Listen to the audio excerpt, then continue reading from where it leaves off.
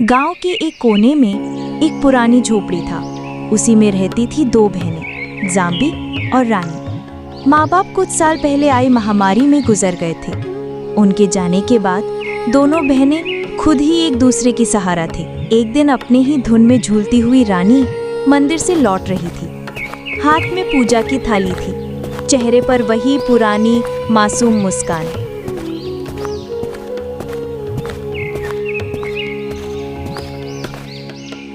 अब आई है तू रानी, सूरज सर पर चढ़ाया और तू फूल चूहिया बनकर घूम रही है मंदिर में। दीदी, मैं जल्दी आने वाली थी, लेकिन कमला काकी की बकरी झाड़ियों में फंस गई थी। निकालने में थोड़ी देर हो गई।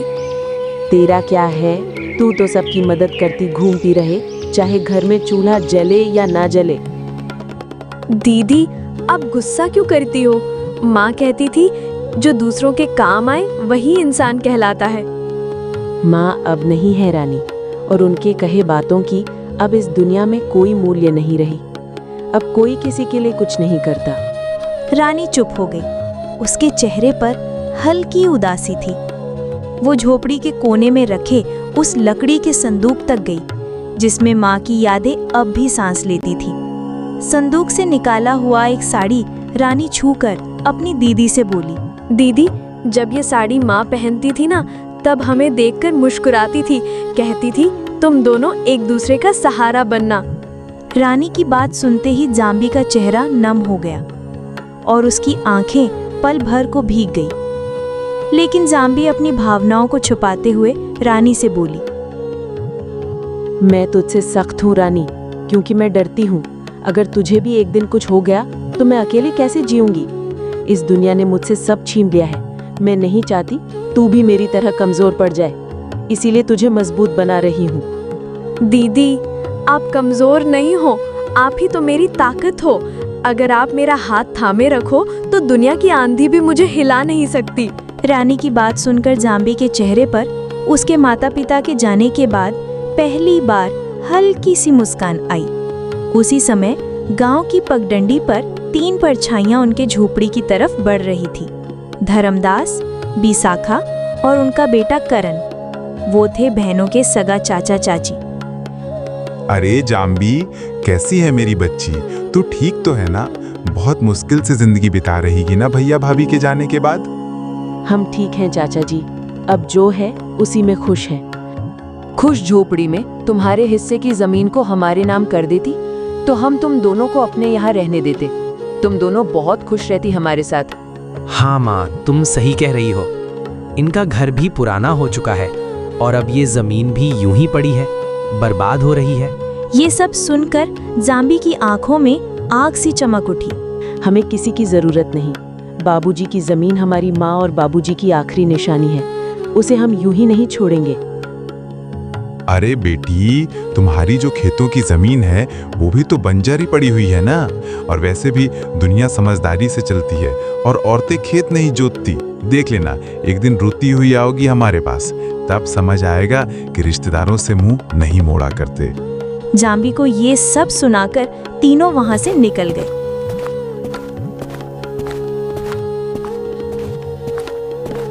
लेकिन रानी ये सब घर के अंदर से सुन रही थी।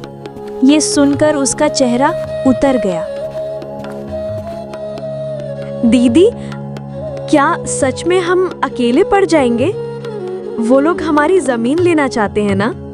हाँ रानी, पर जब तक मैं जिंदा हूँ कोई हमारी जमीन छू भी नहीं सकता। तुझे कुछ नहीं होने दूंगी।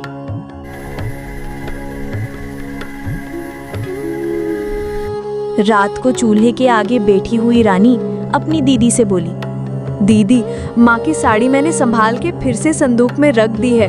और हाँ दीदी, कल भागवत कथा है गांव में, चलोगी ना? मन को थोड़ा शांति मिलेगा सुन के। लोग बातें बनाते हैं रानी, ताने मारते हैं और सोचते हैं कि हम प्रसाद के लालच में जाते हैं। पर हम तो अच्छे हैं ना, हमने कभी किसी की मदद नहीं लिया है। हमें डर कर नहीं, डट कर जीना चाहिए दीदी। नहीं, हम नहीं जाएंगे। भगवान सब में है। तुम यहीं से भगवान को पूजना और मंदिर भी जाना, लेकिन वहां जाने की जरूरत नहीं। यही सब बात करके दोनों बहनें जैसे तैसे रात का खाना खा के सोने जाते हैं।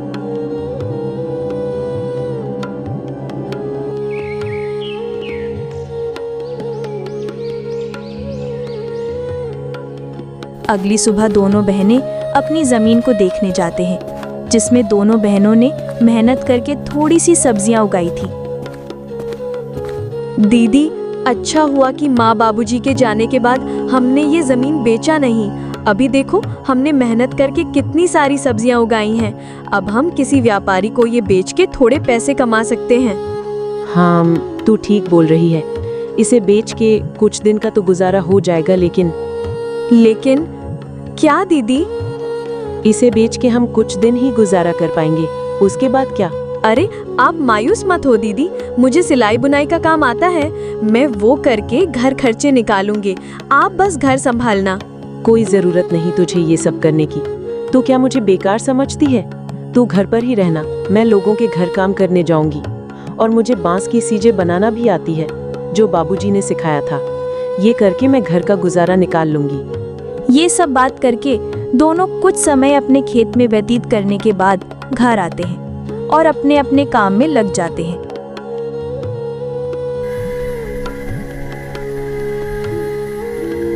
रात को जब दोनों सोने जाते हैं, तब दोनों बहनें अपनी मुश्किल भरी जीवन के बारे में एक दूसरे से बात करने लगते हैं। दीदी, माँ बाबूजी के बिना ये रातें और भी डरावनी लगती हैं। सब कुछ खाली लगता है ना दीदी? हाँ रानी, पर अब हम माँ बाबूजी दोनों की जिम्मेदारी निभा रहे हैं। हमें हार नहीं माननी। ये जमीन, ये घर, सब कुछ उनका दिया हुआ है। हमें इसे बचाना है, किसी भी कीमत पर। यही सब तो माँ बाबूजी की यादें हैं। ज़ाम्बी बहुत ही हिम्मती थी। वो तो किसी से मदद भी नहीं लेना चाहती, लेकिन उसे अपनी बहन को लेकर बहुत चिंता होती थी।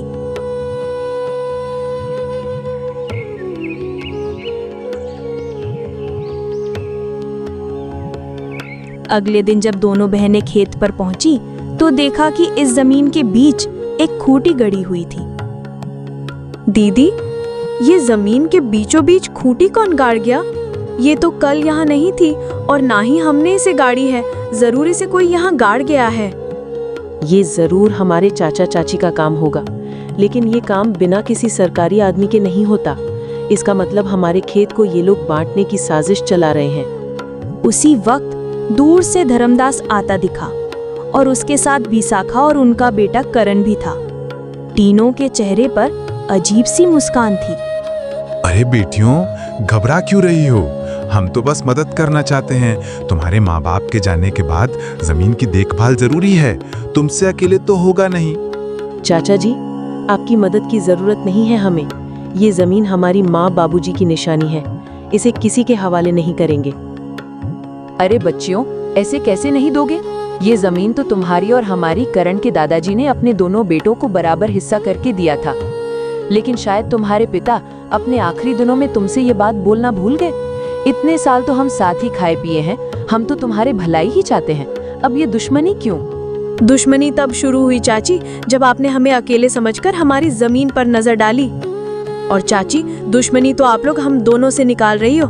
अरे रानी, इतनी गरज क्यों रही हो? छोटी हो, छोटी बन के रहो। ऐसे बड़ों के बीच मत बोल, समझी? अरे जाओ, कैसे बड़े लोग जिनकी सोच छोटी होती है, वे उम्र में बड़े होकर भी सम्मान के हकदार नहीं होते। रानी, तू कुछ मत बोल। और हाँ, अब अगर आप लोग हमारे खेत के पास भी आए तो अच्छा नहीं होगा। हम कमजोर दिखते हैं पर डरते नहीं। धर्मदास ने सबको चुप कराकर कहा। ठीक है बेटियों, हम कुछ नहीं कहेंगे, लेकिन कानून अपना काम करेगा। जब जमीन के सरकारी कागजात आएंगे तो देख लेना। जब तुम्हारे नाम नहीं निकलेंगे तो खुद समझ जाओगी कि जमीन किसकी है। तीनों वहां से चले गए।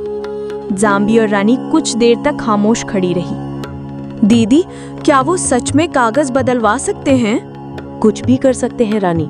लालच में आदमी अंधा हो जाता है। हमें किसी पर भरोसे नहीं करना चाहिए। अब हमें बहुत संभाल के रहना पड़ेगा। उसी दोपहर दोनों बहनें सरपंच के पास पहुंची। चौपाल में गांव वाले बैठे थे और वहां पहले से ही धर्मदास बैठा हुआ था। सरपंच जी, हम आपके पास न्याय मांगने आए हैं। हमारे चाचा चाची जमीन हड़पना चाहते हैं और शायद पटवारी से मिलकर फर्जी कागज बनवा रहे हैं। हम अनाथ हैं, इसका मतलब ये नहीं कि हम बेबस हैं। हमें अपनी माँ बाबूजी की जमीन किसी हाल में नहीं देनी। कृपया आप हमारी मदद करें। धर्मदास जी, अगर ये सच है तो ये गांव की मर्यादा के खिलाफ है। परिवार के नाम पर ठगी करना यहाँ नहीं चलेगा। सरपंच जी, ये लड़कियां हमें बदनाम कर रही हैं। हम तो बस जमीन की चिंता कर रहे हैं। इन दोनों बच्चों को क्या पता है जमीन के बारे में?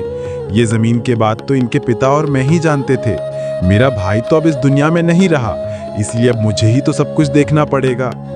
गांव वालों में फुसफुसाहट होने लगी। हमने इन बच्चियों को बचपन से देखा है, ये झूठ नहीं बोल सकती।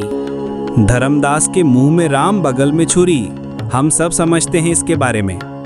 सरपंच ने इस बात को अगले दिन पंचायत में विस्तार से निकालने की बात की और फैसला अगले दिन देने की बात कही। बहनों की आंखों में पहली बार उम्मीद की चमक थी। रात को झोपड़े में दोनों बहनें आपस में बात करती हुई, दीदी, क्या कल हमारा साथ देंगे गांव वाले? देखते हैं क्या होता है। मुझे किसी पर भरोसा नहीं रहा है। आखिर माँ बाबूजी के जाने के बाद मदद ही कहाँ की किसी ने हमारी। हमें बस भगवान पर भरोसा रखनी होगी।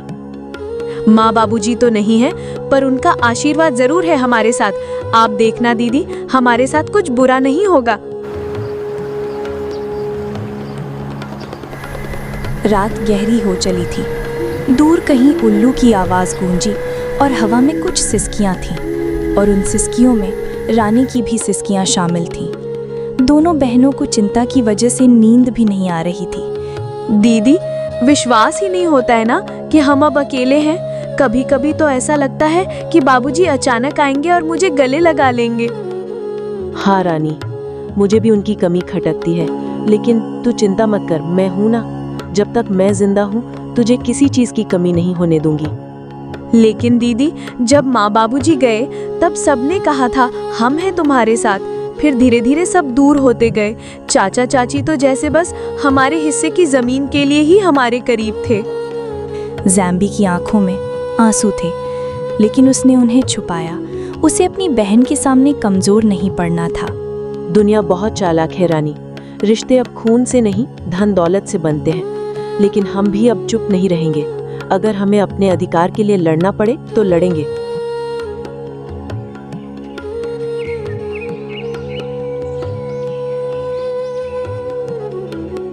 सुबह होते ही ज़ैम्बी रानी को लेकर सीधा सरपंच के वहां पहुंची। सरपंच जी, हमें आपसे इंसाफ चाहिए था। मेरे माँ बाबूजी की जमीन पर मेरे चाचा जबरदस्ती का दावा कर रहे हैं और आप लोग उनका साथ दे रहे हैं। मुझे आपसे ये उम्मीद नहीं थी। हम कोई अबला नहीं है, हम ऐसे चुप नहीं रहेंगे सरपंच जी। ऐसे कैसे कोई भी आकर हमारी जमीन हड़प लेगा? थोड़े समय बाद धर्मदास, विशाखा और करण भी वहां पहुंच गए और वहां पर नाटक करने लगे। सरपंच जी, हम तो बस इनकी भलाई चाहते हैं। भाई की मौत के बाद हमने ही इन्हें पाला है, आप तो ये अच्छे से जानते हैं। और अब जब लड़कियां बड़ी हो गईं तो हमें बदनाम कर रही हैं। जरा सोचिए, क्या यही इंसानियत है? ज़ाम्बी बेटी, तुम्हारे चाचा तो ठीक कह रहे हैं। तुम लोग तो एक ही परिवार के हो। परिवार के बीच ये झगड़ा क्यों? वैसे भी सरकारी कागजात के हिसाब से तुम्हारी जमीन में इनका भी हक है। ऐसे कैसे सरपंच जी? ये लोग तो बस कागजात के बारे में बोल रहे हैं, लेकिन क्या सबूत है कि हमारी जमीन का चाचा जी भी हिस्सेदार है? आगे से मैं धर्मदास के बातों में नहीं आऊंगा, और वे लोग तुम दोनों की मजबूरी का फायदा उठाना चाहते हैं तो मैं तुम लोगों को न्याय और उन लोगों को कड़ी सजा दूंगा। सरपंच के मुंह से ये सुनने के बाद धर्मदास, विशाखा और करण थोड़ा हताश जैसे नजर आए और वे लोग वहां से निकल गए।